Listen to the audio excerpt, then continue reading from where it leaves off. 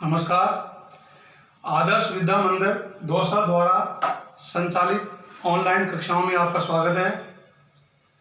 आज हम पाठ 2 कक्षा 9 विषय विज्ञान वार सोमवार दिनांक 13/7/2020 पाठ 2 का एक वीडियो हम पहले दे चुके हैं। आज पार्ट 2 का ही क्या है, दूसरा वीडियो यानी पार्ट 2। इसमें प्रकरण है विलयन। प्रकरण क्या है? विलयन। अब देखिए यानी विलयन क्या होता है, यानी विलयन किसे कहते हैं। यानी दो या दो से अधिक पदार्थों के समांगी मिश्रण को विलयन कहते हैं, या दो या दो से अधिक पदार्थों का समांगी मिश्रण विलयन कहलाता है। जैसे इसके उदाहरण है नींबू का जल यानी नींबू जल और सोडा जल। विलयन प्राय तरल पदार्थ के रूप में माना जाता है। क्या माना जाता है? तरल पदार्थ के रूप में माना जाता है, लेकिन प्रकृति में ठोस विलयन तथा गैसीय विलयन भी होते हैं। ठोस विलयन जो होता है वो मिश्र धातु के रूप में होता है। किस रूप में होता है? मिश्र धातु के रूप में। और जो गैस विलयन होता है, गैसीय विलयन होता है जो वायु के रूप में होता है। तो हम देखते हैं मिश्र धातु क्या होती है। मिश्र धातु किसे कहते हैं? यानी ये धातुओं के समांगी मिश्रण होते हैं। मिश्र धातु क्या होते हैं? धातुओं के समांगी मिश्रण होते हैं, जिनको भौतिक क्रियाओं द्वारा उनके अवयवों को अलग नहीं किया जा सकता। जैसे पीतल है, दो प्रकार की धातु इसमें होती हैं, जस्ता और तांबा। क्या होता है? जस्ता और तांबा। लेकिन दोनों धातुओं की मिला दिया जाता है तो मिश्र धातु कहलाती है। इन दोनों धातुओं की प्रतिशत मात्रा अलग अलग होती है। जैसे पीतल में है जिंक 30% होता है और तांबा 70% होता है।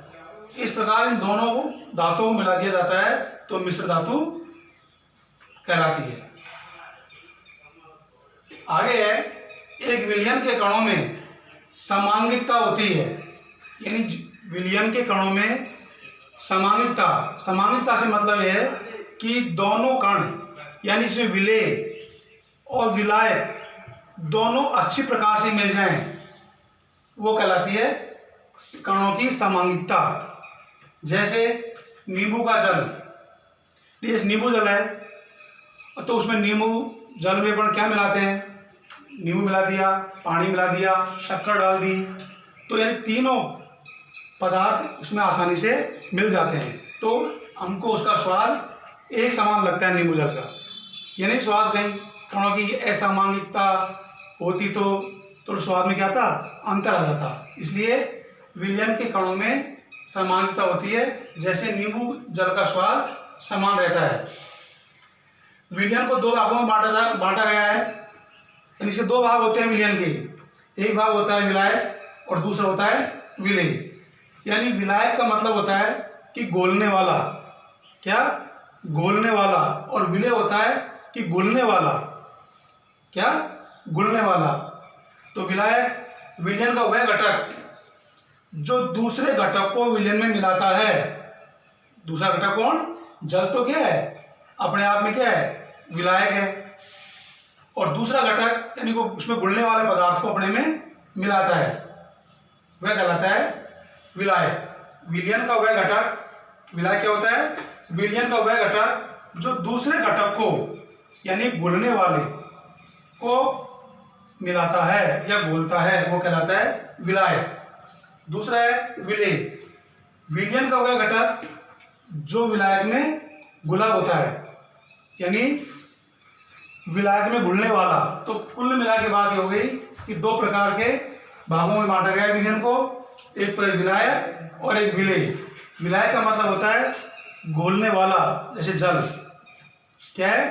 अगर जल के अंदर हम शक्कर डाल दी जाती है तो जल तो विलायक का काम करेगा और शक्कर उसमें घुल रही है, अर्थात वो विलेय का काम करेगी, वो विलेय कहलाएगी। ठीक है।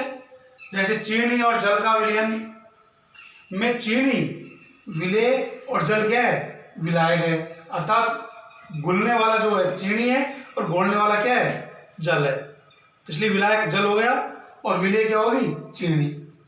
तो इसी प्रकार वायु गैस में गैस का विलयन, यह मुख्यतः दो घटकों से मिला होता है गैस, जिसमें नाइट्रोजन और ऑक्सीजन। तो नाइट्रोजन क्या है 78% और ऑक्सीजन की मात्रा कितनी होती है 21%। तो ये दोनों अच्छी प्रकार से, इनके कण आपस में अच्छी प्रकार से मिल जाते हैं। तो ये क्या कहलाया, समांगी मिश्रण कहलाया। क्या कहलाया, समांगी मिश्रण। तो तीसरा है आयोडीन व एल्कोहल का विलयन, जिसे हम कहते हैं टिंचर आयोडीन के नाम से जाना जाता है। तो इसमें आयोडीन क्या है, विलेय, तथा एल्कोहल क्या है, विलायक। यानी एल्कोहल घोलने वाला और आयोडीन घुलने वाली। तो ये विलायक है, ठीक है। तो इस प्रकार कोई भी विलयन है उसमें दो घटक होते हैं, एक तो होता है विलेय और एक होता है विलायक। विलेय का मतलब उसमें घुलने वाला और विलायक का मतलब यानी घोलने का काम, जो जिसमें किसमें घुल रहा है, जैसे पानी है, पानी एक अच्छा विलायक है। तो इस प्रकार विलयन के कुछ प्रमुख गुण हैं। सबसे पहला गुण है विलयन एक समांगी मिश्रण है। कैसा मिश्रण है, समांगी, अर्थात विलेय और विलायक के कण आपस में अच्छी तरह इसमें मिल जाते हैं। इसलिए तो विलयन के कण अत्यंत छोटे होते हैं, जिनको हम हमारी आंखों से नहीं देख सकते। इनका आकार होता है 10⁻⁻9 मीटर। कितना होता है, 10⁻⁻9 मीटर। तीसरा है विलयन के कण गुजरती हुई प्रकाश किरणों को नहीं फैलाते हैं, अर्थात टेंडर प्रभाव नहीं दर्शाते हैं। इस कारण विलयन में प्रकाश का मार्ग दिखाई नहीं देता है। यानी विलयन के अंदर प्रकाश का मार्ग दृष्टिगोचर नहीं होता है। चौथा है विलेय कणों को छानन विधि द्वारा विलयन से अलग नहीं किया जा सकता है, क्योंकि वही बात है, क्योंकि विलेय और विलायक कण इसमें अच्छी तरह मिले हुए होते हैं। अगर छानने की विधि से वो अलग करेंगे हम, तो दोनों अलग नहीं हो सकते। और पांचवा है विलयन क्या होते हैं, एक स्थायी होते हैं। क्या होते हैं विलयन, स्थायी। तो आज हमने विलयन के बारे में पढ़ा कि विलयन क्या होता है, इसके गुण और विलेय और विलायक के बारे में हमने आज अध्ययन किया। तो इसके आगे का वीडियो अपन कर देंगे। धन्यवाद।